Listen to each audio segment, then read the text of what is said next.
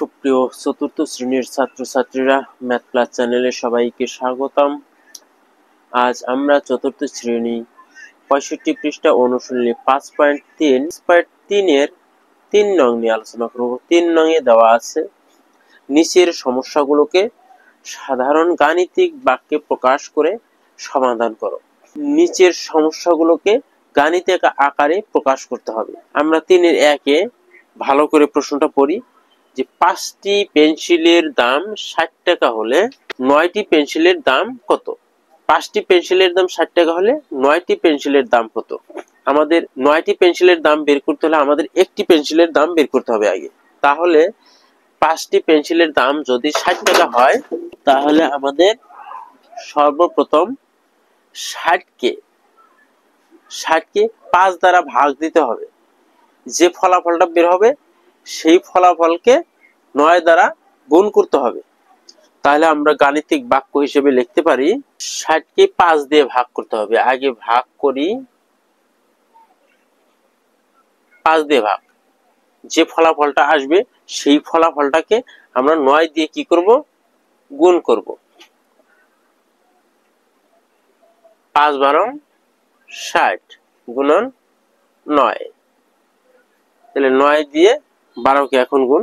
9 দুগুণ 18, 8 হাতে 1, 9 কে 9 আর 1 10। উত্তর 3 এর 2 এ দেওয়া আছে, ভাজক ভাগশেষ এর 3 গুণ এবং ভাগফল ভাজকের 4 গুণ। ভাগশেষ যদি 2 হয় তাহলে ভাজ্য কত? আমাদের ভাগশেষ দেওয়া আছে, ভাজ্য দেওয়া নেই, ভাজকও দেওয়া নেই, ভাগফলও দেওয়া নেই। ভাগফলও দেওয়া নেই।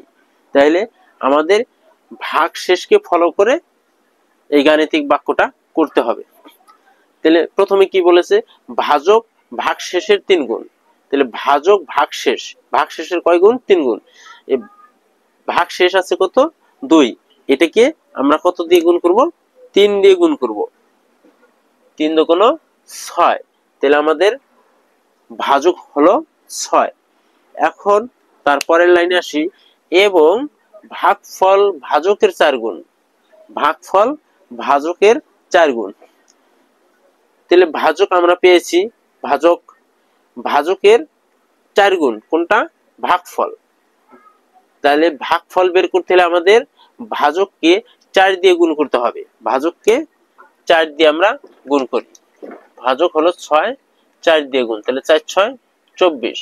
তাহলে ভাগফল আমাদের কত? 24। ভাগফলও পেয়েছি, ভাজকও পেয়েছি, ভাগশেষ পূর্বেই দেয়া ছিল। এখন ভাজ্য বের করতে হবে। তাহলে ভাজ্য কত? আমরা জানি যে ভাজ্য বের করতে হলে আমাদের ভাজক এবং ভাগফল এই দুইটাকে গুণ করতে হবে।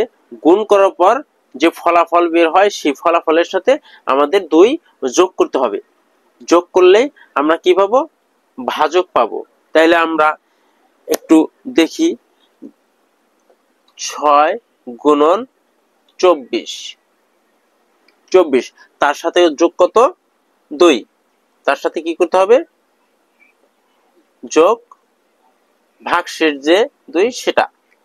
তাহলে আমরা অন্য জায়গায় করে দেখি, 6 গুণন 24 যোগ 2। প্রথমে আমাদের কি করতে হবে? গুণ করতে হবে, গুণের কাজ। তাহলে 4 6 24 এর 4 হাতে হলো 2, 6 দুগুণ 12 আর 2 14, 14 এর সাথে 2 যোগ সমান সমান 146। তাহলে আমাদের ভাজ্য কত? 146। প্রথমে 6 দিয়ে 6 এর নামতা, 6 দুগুণ 12, 6 দুগুণ 12 কত আসে? 6 দুগুণ 12। তাহলে বিয়োগ করলে বের হয় কত? বিয়োগ করলে বের হয় 2। আমরা 6 নিচে নামিয়ে নিয়ে আসি, 4 6 24।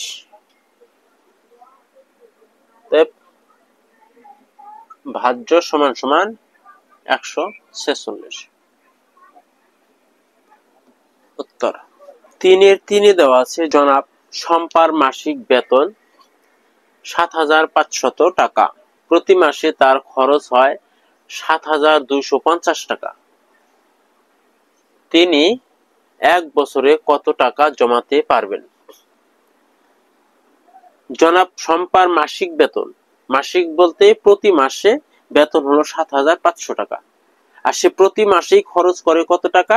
৭,২৫০ টাকা। খরচ করার পর যে টাকা বাকি থাকে সেই টাকায় এক বছরে সে কত টাকা জমাতে পারবে সেটাই চেয়েছে। তাহলে আমরা জনাব শম্পার মাসিক বেতন থেকে প্রতি মাসে তার মাসিক যে খরচ সেটা বাদ দেব। যে বাদ দেওয়ার পরে যে অংশটুকু থাকে সেই টাকার অংশটুকুকে এক বছর সমান সমান আমরা জানি 12 মাস, 12 মাস দিয়ে গুণ করব। তাহলে গাণিতিক বাক্য অনুযায়ী আমরা লিখতে পারি, আমরা জানি এক বছর সমান সমান 12 মাস। তাহলে গাণিতিক বাক্য অনুযায়ী আমরা শম্পার মাসিক বেতন ৭,৫০০, তার মাসিক খরচ ৭,২৫০ টাকা। যে টাকা বিয়োগ করে আমাদের থাকবে সেই টাকার সাথে এক বছর সমান সমান 12 মাস, 12 দিয়ে গুণ। তাহলে আমরা বিয়োগ করি, 0 0 বিয়োগ করলে 0, তাহলে 0 কে 10 ধরে 5 বাদ দিলে 5, হাতে 1, 2 আর 1 3, 5 থেকে 3 গেলে 2। তাহলে তার মাসিক খরচ যাওয়ার পর অবশিষ্ট যেটা থাকে 250 টাকা। আমরা এখন অন্য জায়গায় গুণ করে নেই। 2 0 0, 5 দুগুণ 10, 0 হাতে 1, 2 দুগুণ 4 1 5। আবারও এক ঘর কাটা, 1 দিয়ে আবার তিনটাকে গুণ করব। 1 0 0, 5 অক্ষে 5, 2 অক্ষে 2, 5 দুগুণ 10, 0 হাতে 1, 2 1 3।